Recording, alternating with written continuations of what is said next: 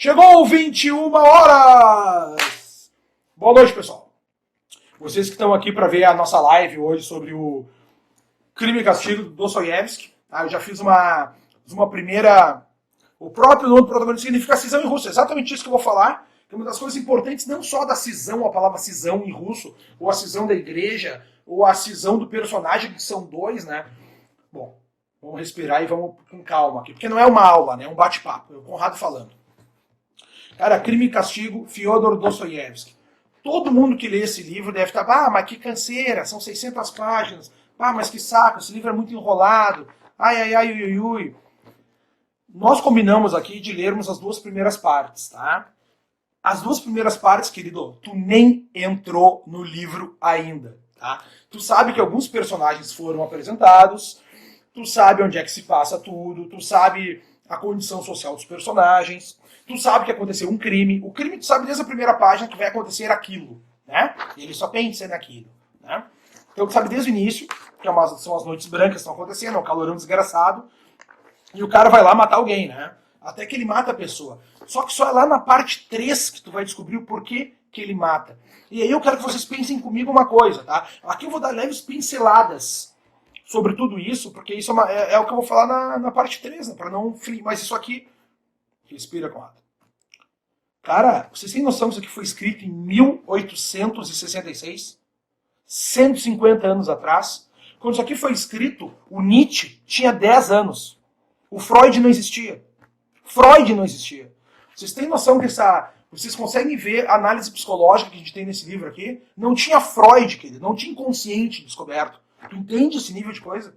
Vocês entendem como isso aqui é importante para a literatura universal? Freud se baseou nisso. Nietzsche se baseou nisso. Sartre se baseou nisso. O cara do L'Étranger, como é que é o nome do cara? Me esqueci lá, meu. Camus, né? O Camus se baseou nisso. Todo mundo se baseou nisso para gerir a nossa cultura ocidental, galera. Tu entende o nível que isso aqui é importante?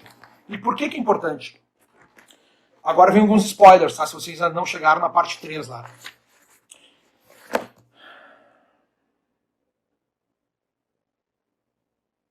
Eu não sei se eu posso falar spoiler agora já. Eu já tô emocionado, eu já quero chegar logo no fim do que eu quero dizer. Bom, meu. Nosso personagem aqui é o Raskolnikov, né? Outra coisa, meu, o amigo dele, tá? Que é o Razumihin lá, é Razumihin que se fala, tá? KH. Em russo é Ra, tá? Tipo, Tchekov, não é Tchekov, é Tcherov, tá? Mikhail não é Mikhail, é Mihail, então é R, é o R-Ra, não é o Ra do Conrado, é Ra, tá? Então é Mihail Tcherov, né? O Razumihin. E sempre esses finais que tu vai ver, Dostoiévski, é o Yevsky que puxa o ski pro final, entendeu?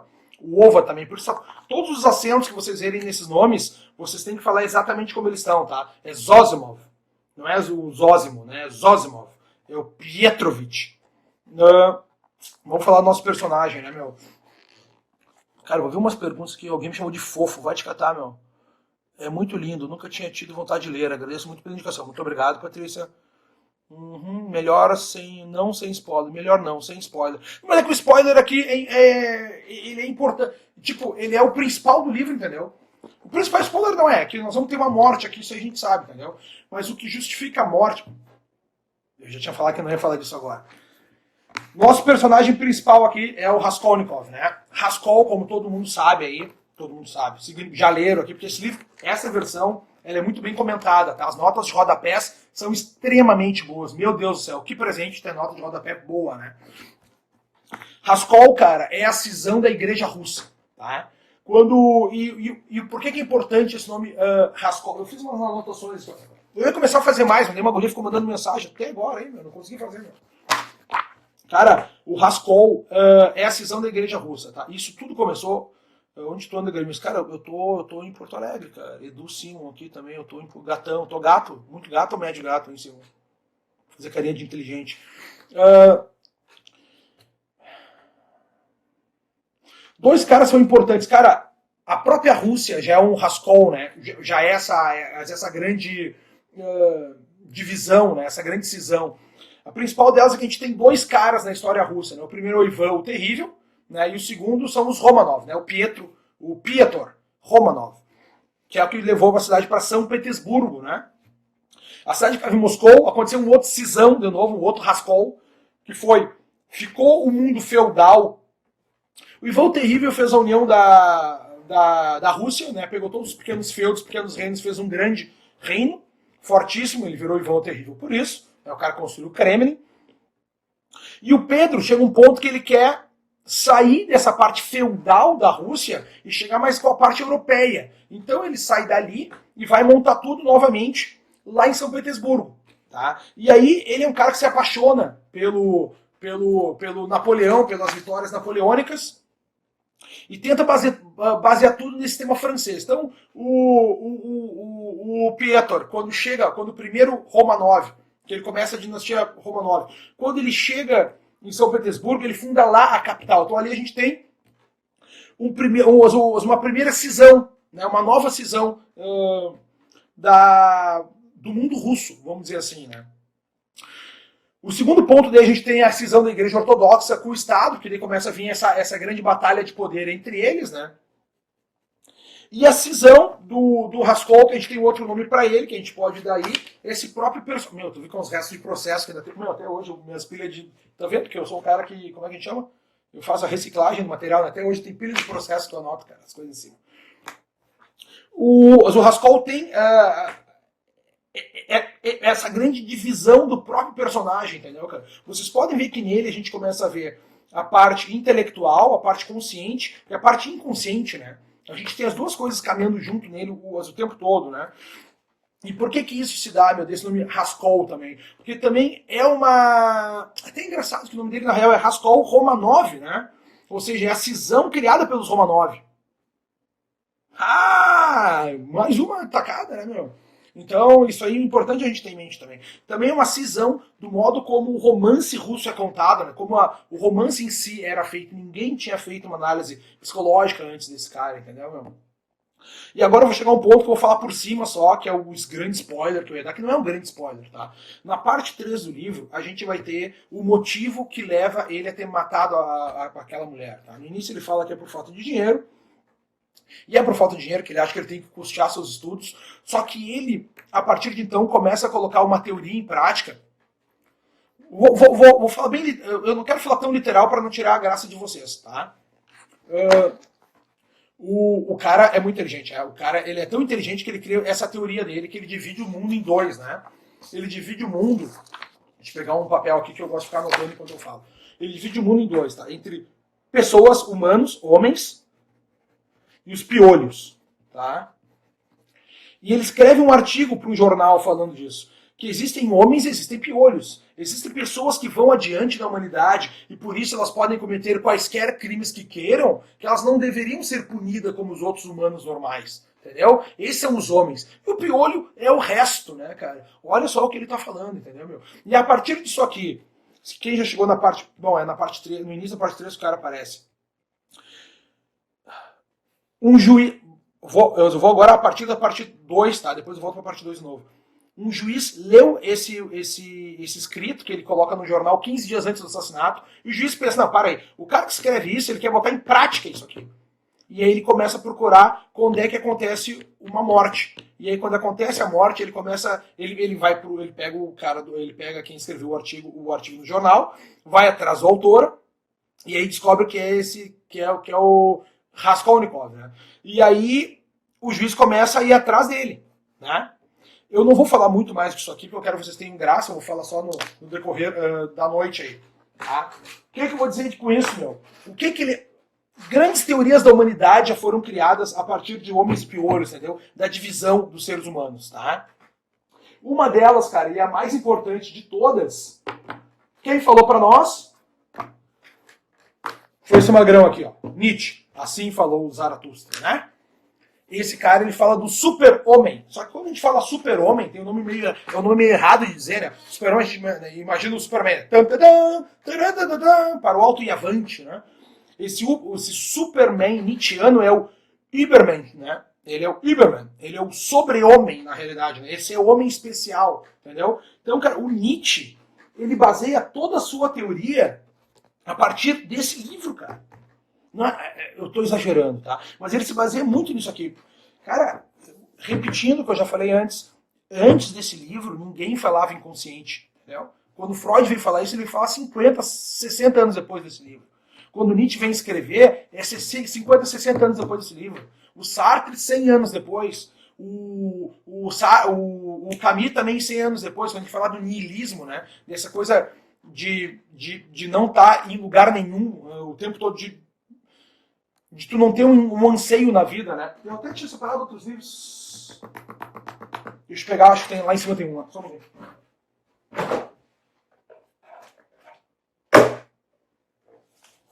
Esse aqui é o Cortázar, tá? Meu, o Cortázar, ele divide... Esse aqui é o melhor título de livro da humanidade, né? A Volta ao Dia em 80 Mundos. Né? O Cortázar, ele também divide a humanidade em pessoas. Eu tô pulando uma coisa por outra, é um bate-papo meio louco isso aqui, entendeu? Depois, quem gostar, gostou, quem não gostar, não gostou. Depois eu vou abrir para perguntas, e quero que vocês coloquem só perguntas. E aí, meu, deixe para colocarem perguntas, entendeu? Pra gente interagir mais. O Cortázar, ele divide o mundo entre cronópios e famas, e esperanças, né? Que são os piolhos. Ele coloca assim, os cronópios. Os cronópios são os engenheiros. Tá? O cara que sabe tudo de matemática, sabe tudo do tempo, sabe tudo das engembrações. Os famas são os artistas, tá? Os caras têm esse espírito mais livre. E os esperanças são os lixos do mundo, né?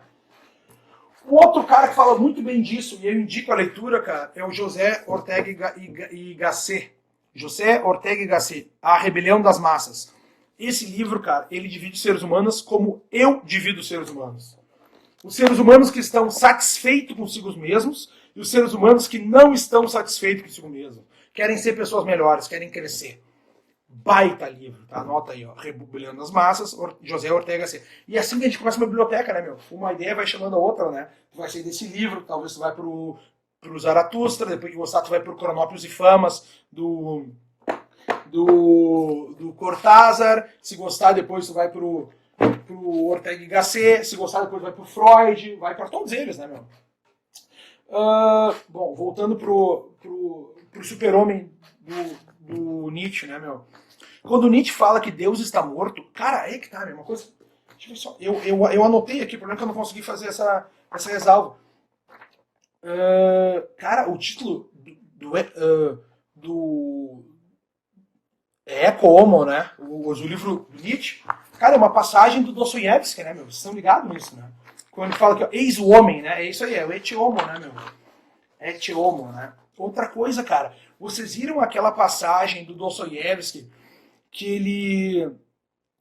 ele tá sonhando, quando ele mata a mulher, mas ele entra numa loucura e ele começa a sonhar. Até eu quero discutir essa questão da loucura dele, né? Que não é loucura ou é loucura. Fernando respira, tá indo bem. Cara, eu sou assim, meu. Eu sou assim, ainda mais quando eu não tenho interlocutor para me pausar, entendeu? O livro aqui, meu, A Rebelião das Massas, José Ortega y Gasset. Eu vou deixar aqui um pouco, quando vocês anotam, e eu vou falando por cima. Quando o personagem ele mata a velha, ele vai... A usurária, a agiota, a casa de penhores, lá, a pawn shop, né? Ele vai para casa e tem um sonho muito louco. Né, que alguém bate na eguinha dele, eu não sei que versão vocês estão lendo, né, do livro, que alguém bate numa eguinha, ele vai lá, abraça a eguinha, dá um beijo no focinho da eguinha, tal. Isso aconteceu com Dostoiévski de verdade, né, meu, quando ele era criança, né. E aí, cara, quer saber a parte mais louca disso tudo? Quando Nietzsche estava na parte final da sua vida morrendo, que ele tá naquele sanatório lá nos Alpes, ele tá na janela, ele vê alguém batendo numa eguinha, o Nietzsche desce, Friedrich Nietzsche, ele desce, vai lá, abraça a eguinha e dá um beijo no focinho, brother. Tal qual o personagem, o Rascol faz aqui, meu. Olha a viagem da história, brother. E isso tudo é real, entendeu? Isso tudo é, tipo, biografia ainda, não é uma lenda que surgiu e tal. Tu entende o nível de quão isso é importante pra humanidade, meu? Quando um livro desse é importante pra humanidade, quanto isso aqui levou adiante. Bom, Nietzsche falou, Deus está morto, né? Assinado Nietzsche. Daí quando Nietzsche morreu, vou lá, Nietzsche está morto, assinado Deus, né? Tem essa historinha também engraçadinha. Mas a história do Deus morto, cara... Tá nesse outro livro do Dostoiévski, né, meu? Os Irmãos Karamazov, que é outro calhamaço feito em 2, né? Bom de ler também. Agora, editora boa. 34 uma editora boa, hein, meu? Pro cara ler, né? O sonho não é antes dele matar. Não, meu, eu não sei a ordem agora, tá?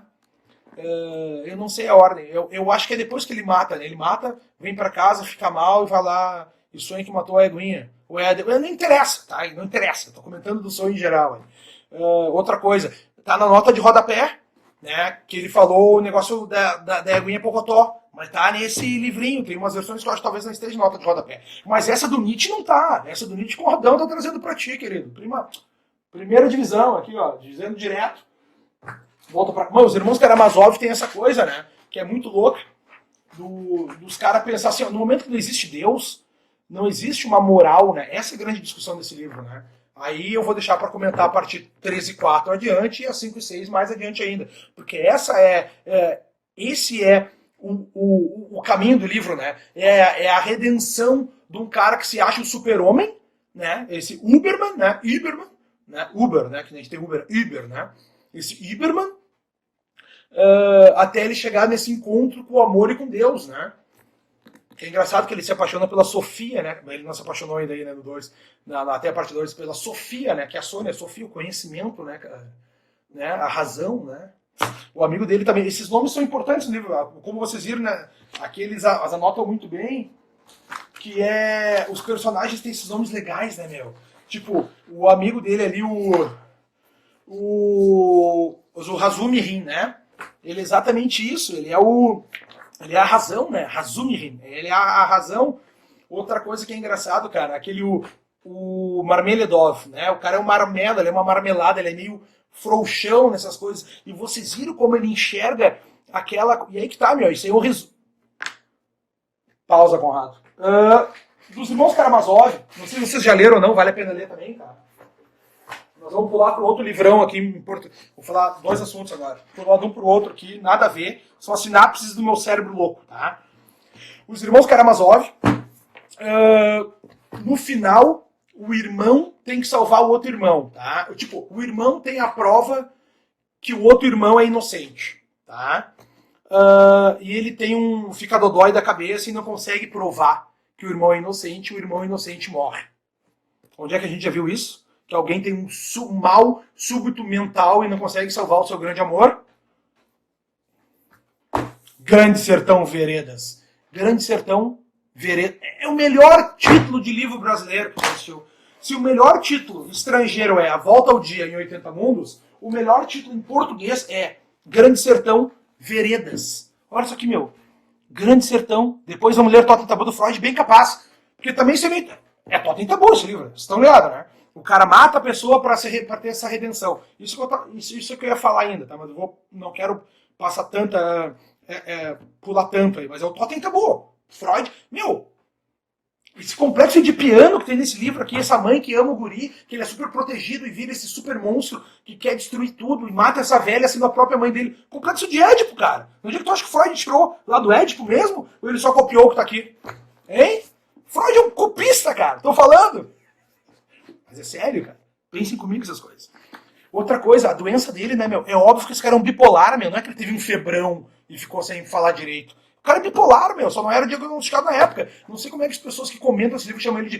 teve uma febre, ninguém sabe. O cara é bipolar. Ele só tá numa crise de bipolaridade quando ele mata essa mulher. Não posso bater tanto na mesa. É que quanto mais... Puta que pariu. O que eu fiz aqui? Aqui do lado. Voltou. Quanto mais eu bato na mesa, mais verdade tem que eu digo, né? Isso aí meu professor Bins que falou. Bate na mesa, Conrado. A Terra é quadrada! Pum, bate na mesa, todo mundo acredita. É o que o Ciro Gomes faz, né? O Ciro Gomes fica despejando informações em vocês aí. Deixa eu botar aqui para ficar no nível mais apropriado, né? Regra dos terços aqui, né? Um terço aqui, ó. Meus olhos têm que ficar na regra do terço e metade do meu olho tem que ficar no meio. Você sabe que essa é a regra de composição, né? O olho mais próximo, no meio do quadro. Mais uma informaçãozinha útil aí, hein? Cara, eu pulei por Freud, pulei pra tudo aí, azar. Vamos continuar conversando. Grande Sertão Veredas. Olha que coisa linda, meu. A vida, meu, é um grande sertão, tá ligado? É um deserto. Sertão, deserto, veredas, oásis, né? E às vezes no meio desse grande sertão, tu tem um oásis, né, meu? Tem um oásis. Grande sertão, veredas. No meio dessa grande solidão que a gente vive, dessa grande tristeza, tem o amor, né, cara?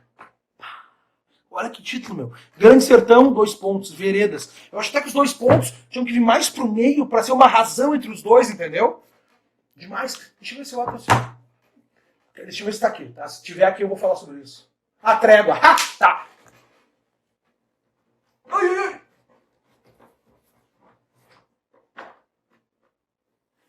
Meu, Mário Benedetti, A Trégua. Tem a ver com isso também, né? O nome desse livro, A Trégua, mas que merda. Daí tu começa a ler o livro do Mário Benedetti, esse aqui é A Trégua, e ele... Esse livro tá com o nome de outra pessoa. Será que eu peguei a cópia de alguém ou alguém me emprestou? E agora, Geraldo, eu ganhei de presente.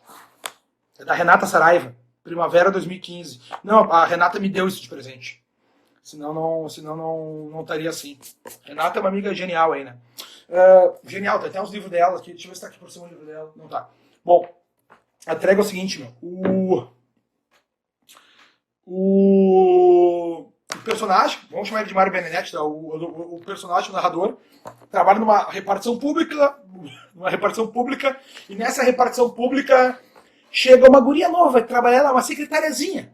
E eles têm um amor, meu, daí começa o amor enroladinho, tá ligado? Sacal, uma merda, o livro é um saco, o livro todo, né, meu? Um saco arrastado. Daí no final, assim, ele acaba o livro e ele diz mais ou menos assim, ó. Cara, esse livro, eu contei essa história pra vocês, uma história de um amor simples. Um saco de ter narrado, uma coisa simples. Mas a vida, pra mim, sempre foi uma guerra. A vida sempre lutou contra mim, sempre me esmagou. Mas às vezes ela me deu uma trégua. Foi quando eu amei essa mulher. Foi a única trégua que eu tive na vida. A Trégua. Mário Benedetti. Poeta uruguaio. O livro é ruim, mas olha que imagem boa, né, meu? A Trégua. E a vida é isso, né, meu? É um grande sertão. E às vezes a gente tem veredas, né? E por que eu falei do... Tá, eu ia fazer... Meu, olha só, vi 2 ligações ao mesmo tempo do Grande Sertão Veredas, né? O diabo é o... Como é que é? O diabo é o redemoinho no meio do... Como é que é? No meio do redemoinho. Esqueci lá. Sei lá. O Marmelodov lá, tá? Como é que é? É isso, né? O Marmelodov, o cara que é funcionário público e tal. O Marmelodov, meu, ele... Tu vê que ele tem aquela parte que ele tá mal, ele fica bem, ganha um dinheiro, depois ele perde, gasta o dinheiro todo na cantina, volta pra casa da mulher, apanha da mulher, e quando ele tá lá apanhando da mulher, ele olha pro Rascol e fala assim, ó, eu tô gostando disso. Ele tem essa coisa desse quase esse masoquismo, desse sofrimento, entendeu?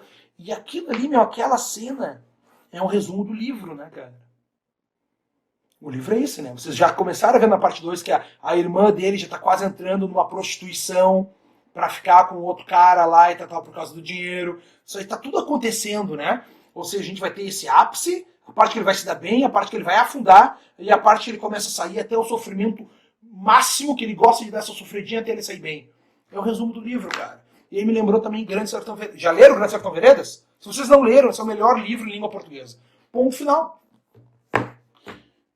Não consigo abrir agora aqui. Meu, e o Grande Sertão Veredas é assim, meu. Qual seria possível viver sem a moral? Cara, tu sabe, Fleck, eu vi agora isso aqui, já vou pular, tá? O Sartre tem um livro muito bom escrito sobre isso, que é o existencialismo, o humanismo, que ele tenta comprovar que mesmo sem a existência de Deus, o ser humano seria bom. Não bom, mas seria possível conviver em harmonia. Então já tem esse livro. Não, esse livro, se vocês quiserem ler junto, é outro calhamaço, né, meu? Mas eu leria ele, cara. Isso aqui é um meu, que é até bom o cara já saber o final. Esse cara saber o final, não. Que nervoso esse estado em que eles vivem. É, né? É um estado nervoso, não. O estado desse cara é nervoso, né? E aí tu vê esse Rascol de novo, né? Essa dicotomia, que o cara doa o dinheiro quando o cara é atropelado lá, né? Dá o dinheiro pra todo mundo e do outro lado rouba pra pegar o dinheiro. Ou trata mal os amigos, ou briga com a mãe, né? Briga com a irmã. Esse cara, ele tá sempre nessa bipolaridade dele, essa loucura, né? E aí tem pessoas que dizem que é o seguinte, né, meu? E aí o Freud, nosso amigo Freud fala disso também, né, meu? Que é exatamente só, tu tem essa parte do cara que quer mostrar pra sociedade uma coisa, e ele é esse fingidor, né? O poeta é um fingidor, e finge tão intensamente a dor que chega a ser dor, a dor que deverá sentir. Como é que é, Fernando Pessoa? Não é assim, mas é mais ou menos. Mas ele tem essa parte fingidora dele, mas tem a parte que é o inconsciente dele trabalhando, entendeu? Isso aqui tu vê nesse livro o tempo todo, querido. O tempo todo. Né? E é mais um rascol, né? Mais uma divisão. E é por isso que eu falei logo no início que a leitura desse livro também é um rascol, né? Tem a parte da literatura, que tu vai ler pelo volume de leitura, páginas, vai virando, mas depois tem essa coisa que fica fermentando na tua cabeça, entendeu, meu? Ou seja, eu acho sensacional, né, cara?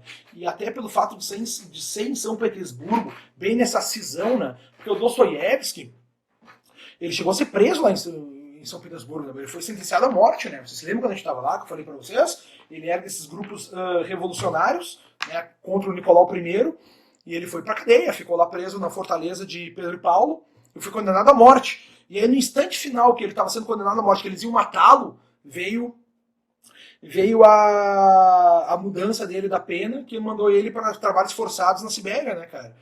E a história conta que não foi bem em cima da hora, né? O imperador já tinha dado esse salvo-conduto, tem um nome para isso específico, né? Como é que é? Essa progressão no regime de pena, já há alguns dias, mas mandou só avisar para ele na hora da execução, que para ele sofrer até o finalzinho, né? O que tu acha tu acha que é bondade ou é outra coisa? Eu vou ler aqui que tem umas coisas. Ele dá grana que ele não tem para comer. Aí que tá, Débora. Eu acho que ele é dodói da cabeça. Né? Esse cara, é o bipolar. Ele é o típico bipolar.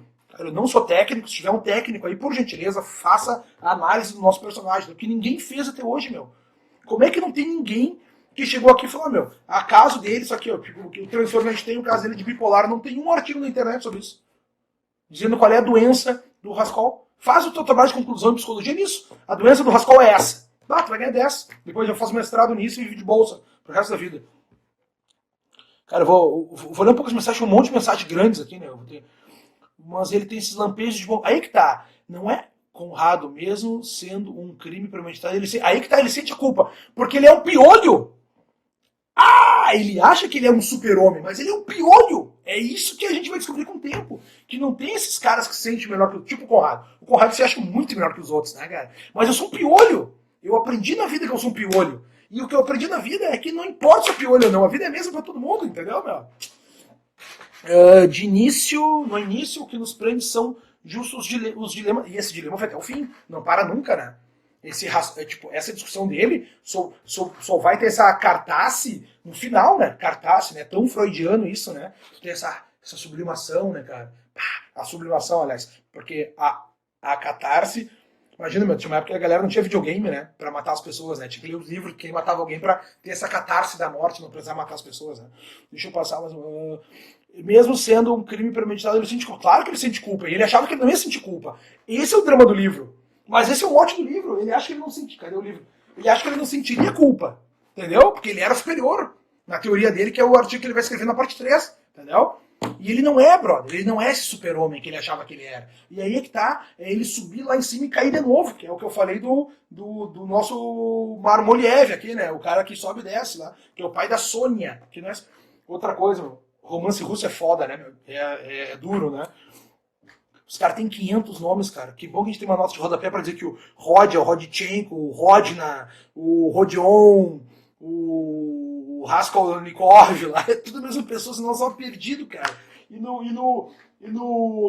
nos irmãos Karamazov, cara, os dois são Alexei, são Alexander, né? Que é Alexei, que é o nome do filho do Dostoiévski que morreu, por acaso. E os dos 3 irmãos, 2 têm nome de Alexei, cara. É uma função isso aqui, né? Uma função desgraçada. O cara tem que ler anotando, né? Senão não consegue se perder. Vou subir um pouco mais aqui, tá?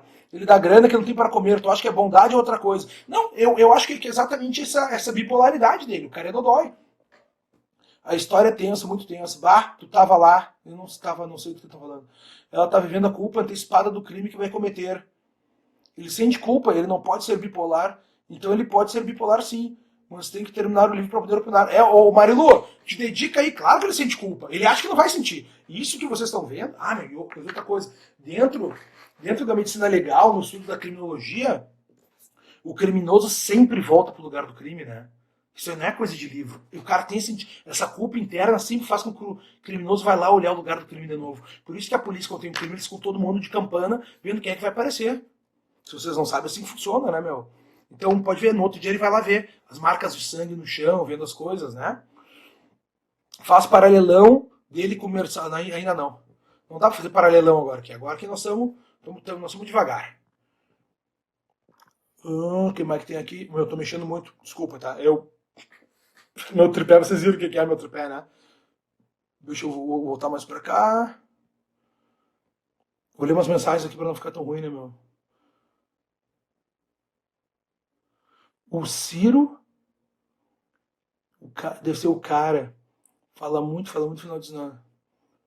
É Tiveiro, tá, obrigado. Meu, como vocês são queridos comigo, cara? Sobrou até pro Ciro. Ah, sobrou pro Ciro. Aqui sobra pra todo mundo.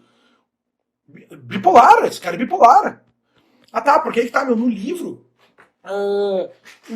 O tradutor é muito. Vocês chegaram a ler a resenha do tradutor no final do livro ali? Ele fala isso, meu, ou eu faço uma tradução, ou eu faço uma versão do livro, né? E ele trabalhou bem com essas duas coisas. Ele, tipo, é a segunda versão que ele faz do mesmo, segunda retradução que ele faz do livro para encaixar melhor com o que ele queria dizer, né? E aí tem uma parte que ele discute se essa febre desse cara é uma febre igual eu e tu temos, ou uma febre delirium tremens, né? Que é aquela terça maligna, quase uma coisa não te liga o que eu tô dizendo, não é que ele tenha malária, não é isso, mas quase aquelas terça benigna, terça maligna que o cara tem antes de morrer de malária, entendeu? Que é tão grave, chega a dar alucinação na cabeça, né? Eu não sei, pra mim ele é só bipolar. O que mais que eu queria falar? Não, agora eu vou pegar o livro em si, pra gente dar uma fustigada nele aqui. Isso aqui agora foi só um falatório. Eu queria fazer com vocês antes, eu queria botar tudo bonitinho, cara, mas eu quero pegar umas coisas básicas. Primeira coisa, a gente começa as noites brancas, né? Vocês viram o calorão que a gente tava lá em São Petersburgo? Foi legal, cara, porque eu tava lá com o Pedro, lá, tava na casa do Pedro, e o Pedro disse, Conrado, já tinha que estar 15 graus agora, e tá 34. O que a gente faz? Esse calorão, então imagina, cara, aquelas pessoas todas naquele quartinho muquifento dele, suor grudando naquelas roupas todas dele, todo mundo ali dentro, aquele cubículo, aquele ar pesado, os caras conversando, porque é muito úmido, né? Todo mundo conversando, né? É umas coisas meio nojentas, né, meu?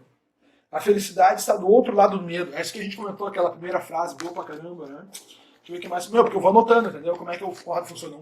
Lápis, né? E vai anotando tudo aqui no próprio livro. Aquele peculiar mau cheiro de verão tão conhecido de cada peterburguense.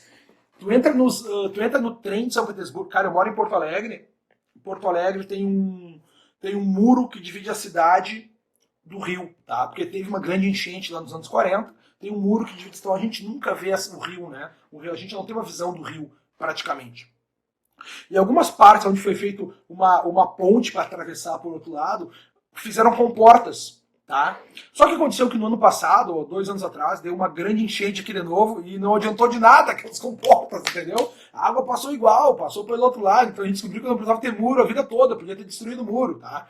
Na moral da história, tem uma ponte, quem vai pra arena do Grêmio ali, que a gente sente esse cheiro de mofo, entendeu? Esse cheiro de umidade mal resolvida, tá? Esse é o cheiro do metrô de São Petersburgo. Porque o metrô tá passando pelas pontes, né? Tá passando por baixo do rio, né? Do Nievá ali, né? Ele tá passando por baixo do rio, entendeu? Então ele tem esse cheiro, tu entra lá, os trens têm duas portas, né? Tem uma da comporta para a estação, para caso morra alguém, morra só daquela estação, se o rio estourar, né? Não entre nos trilhos, não mate pessoas das outras estações. E aí tem o trem, então por isso que fica esse cheiro. Não sei se me fiz entender, mas é isso aí. Então quando eu vi esse negócio do cheiro, me lembrou esse cheiro específico de São Petersburgo mesmo. Fora o fedorão da galera ali, né? Porque eles são bem no centrão de São Petersburgo. Tem uma parte ali que fala, eu tava aqui no Rio olhando o Palácio de Inverno. Cara, o Palácio de Inverno é o Hermitage hoje, né, meu? É o Museu Hermitage.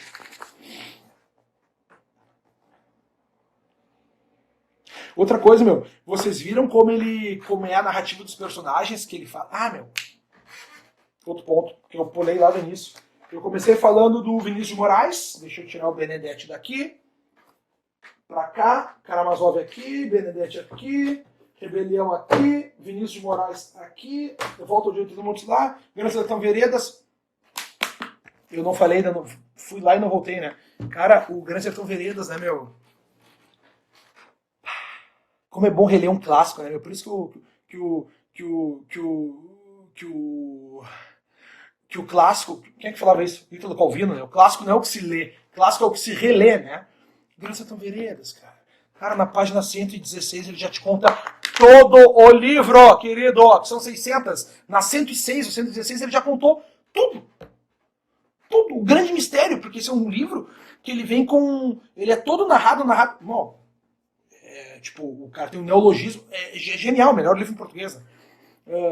Meu, que bom que a gente nasceu no Brasil e que a gente fala português e que a gente tem Guimarães Rosa para escrever e a gente tem Fernando Pessoa para ler poesia. Porque poesia tem que ler na língua original, não dá para ler tradução poesia. O cara apanha, né? Sofre, né? E que bom que a gente tem esse livro para ler, meu. É um presente de Deus ter isso aqui, meu. Esse é um livro que só tem um twist lá no final, né? Começa todo o livro lá e lá no final também, né? O cara tem um amor, tá? E na hora de salvar o amor, meu, acontece igual nos Irmãos Karamazov. O cara tem um tilt na cabeça. Vou deixar assim, leiam, tá? Sobre a escrita. O Dostoiévski faz essa grande cisão, né, cara, no sistema de escrita, né? E eu peguei alguns livros sobre escrita aqui pra vocês, tá, meu? Normalmente, os escritos são em 3 partes, né? O cara que melhor trabalha explicando isso é esse aqui, a jornada do escritor, né? Quando os caras pegam os estereótipos de cada um dos personagens. Esse cara aqui, meu, se baseia no Jung, né? No Carl Jung, para escrever todo o sistema de personagens. Então, se vocês gostam de literatura, vale a pena ler isso aqui. E quem gosta de produção textual, né? Quem quer escrever bem literatura, entendeu? Quem quer escrever ficção, tá? Até para entender. Porque eu tenho um grande prazer na vida, meu, que é ver os filmes e querer descobrir o que vai acontecer. Eu adoro. Quem vê do meu lado chega a querer bater em mim às vezes, porque eu quero ficar descobrindo o que vai acontecer. Pra mim não tem problema eu saber se vocês me contarem o spoiler, eu tô nem aí, porque eu quero ver como é que o cara contou a história, eu não quero saber o que aconteceu. Eu quero saber como é que ele contou a história, entendeu? Óbvio, se contar do Game of Thrones, apanha, tá? Apanha. Mas do resto pode me contar que eu não tô nem aí. Tipo, Seven eu assisti sabendo, né, das coisas. Uma hora da história. A jornada do escritor. Vale a pena ver isso aqui, tá, meu? Vale muito a pena, por sinal. Outra coisa para escrita boa, meu, que é conversar com um cara que escreve bem. Uma vez eu jogava poker, tinha um cara do poker que eu gostava de ler os livros deles, que é o Daniel Negreanu, que era um cara que era um amigo teu, que sabe muito da vida, sabia muito de poker, conversando contigo. Um desses caras é o Stephen King. On Writing, sobre a escrita. Gosta de escrever? On Writing, Stephen King, pode pegar aí. Meu irmão mandou falar com o Fernando, bateu um idiota, fica perdendo dinheiro, que eu não faço aí no YouTube, põe no YouTube, marca todo mundo vai comprar e ganhar dinheiro em cima deles. Talvez eu faça isso um dia, por enquanto não. Esse é um livro, cara, de uma guria brasileira, uma jornalista brasileira, que é muito bom também, meu. Muito bom, a arte de escrever bem. E é bem fininho, tá vendo? Ó? E é bem específico, ele é aquele elementos de estilo, que tá aqui, tá? Um pouco mais retrabalhado e com exemplos. Isso é muito bom, tá? E por conta disso eu me lembrei desse outro livro aqui, meu, que é o cara lá do século XIX, que ensinava os escritores franceses a escrever. E isso aqui também, ele analisa os exemplos, entendeu? Exemplos, ele vai botando os exemplos do que está bem escrito, o que não está escrito. Ele discute estilo, tá? Como criar um estilo. Eu sei que é uma coisa boba de dizer, mas não tem como criar um estilo. Tem, é uma fórmula. E tá aqui dentro, tá? Vale a pena estudar. Para quem gosta de leitura, tá? E quem quer escrever, né? Porque normalmente o cara que lê gosta de escrever, porque, né, uma coisa puxa a outra. Meu, esse aqui é o manual de roteiro, ó. Bem bom também, tá? Foi o primeiro que eu li de brasileiros. Depois eu publico as listinhas, tá? As voltas que tu dá nas falas é animal. Vamos à lua e voltamos sempre. Obrigado, cara, tá? Pelo carinho. Meu, muito obrigado pelo carinho de vocês aí, meu. Tem 150 pessoas olhando essa falação aqui, meu. Manual de roteiro. Esses caras aqui, meu, são os caras que ajudaram a escrever o roteiro Cidade de Deus, tá? E aí eles fizeram um livro e é muito bom, direto. Muito bom. Eles pegam bons exemplos, é muito, muito, muito bom mesmo. Tá? Muito bom. Não vou falar mais, porque eu quero ver esse aqui. Quem quer escrever? Eu tô dando sugestões para quem quer escrever, meu. Cara, esse aqui é um clássico, meu. Quem me indicou isso aqui é um amigo meu, que é fotógrafo hoje, é formado em cinema, e é o Nick Tucker. Até eu vou ver. Bom, é uma história ótima que eu vou contar para vocês no final do mês. Esse cara. Calma. Esse é um resumo para contar histórias em 3 capítulos, em 3 atos, tá? Apresentação, Distúrbio, redenção, tá? Esse para contar em 5 atos, que é algo mais moderno. Porque todos esses americanoides que vocês veem aí, meu, que todo mundo adora, que vende pra caramba, aprendeu a escrever com isso, com aquele elemento de style. Por isso são os livrinhos 200 páginas, que é o que as pessoas conseguem ler. É pra consumir, entendeu? Ninguém mais escreve isso aqui na vida. E é por isso que a gente tá 150 anos aqui e continua explodindo, entendeu? O pessoal ainda continua lendo. Eu cliquei aqui alguma coisa. Aqui meu computador, eu só quero a luz dele, eu não quero mais nada dele. O que mais que eu vou falar pra vocês aqui, meu? Eu corri tanto, voltei pro mesmo buraco. Tá, vou seguir ver um livro aqui.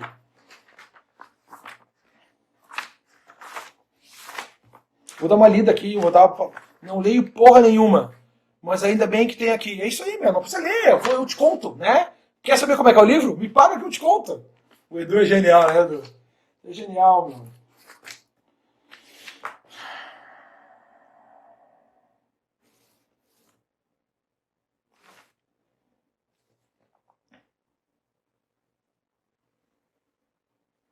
Ô meu, não sei quem comentou isso aqui comigo, agora eu não sei quem comentou, eu queria saber, tá? Que o cara tem.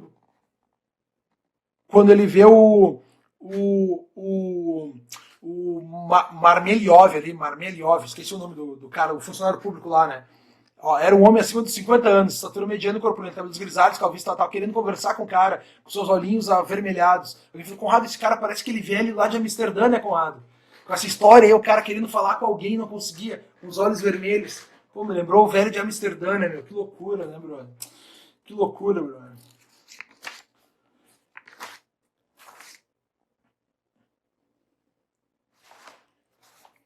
Outra coisa, vocês viram como a narrativa dele é boa, meu? Posso print desses livros, tá? Eu posso depois. Bom, tem um monte de pergunta aqui, meu. Já li não li. A Vida Intelectual de Sertilange, não li. É que é muito livro, meu. Que não dá pra ler tudo nessa vida, né, meu? Ars longa, vita breves, né? A arte é longa, a arte é grande e a vida é curta, né? Mas não é bem verdade, né, meu? Esse tem um livro. Cara, dessa mesma série aqui, ó, que eu ia falar depois, tá? Do Friedrich Nietzsche. Ele tem assim, ó, porque eu sou tão sabido, né? Porque eu sou tão sábio, né? Baita livro. Cara, eu acho que isso aqui era de alguma namorada minha. Acabei de me ver agora. Esse livro não foi eu que comprei. Eu tava lembrando aqui agora. É um bom livrinho, tá, cara? É um livreto, um resumo do Nietzsche. São alguns escritos deles já de final de vida, assim. Pra quem quer começar, não chegar nos mais cabeçudos, vai para esse aqui. Tá em inglês. Bom, e tem um desse aqui, meu, que é do Ovídio. É o Ovídio que escreve? As Longas Fita Breves? Ou é o Cícero? O Ovídio escreve sobre o amor, né? Google, na minha frente, né, meu? Eu perdendo tempo. Deixa eu ver quem é que fala Ars Longa Vita Breves. Ars Longa Vita Breves.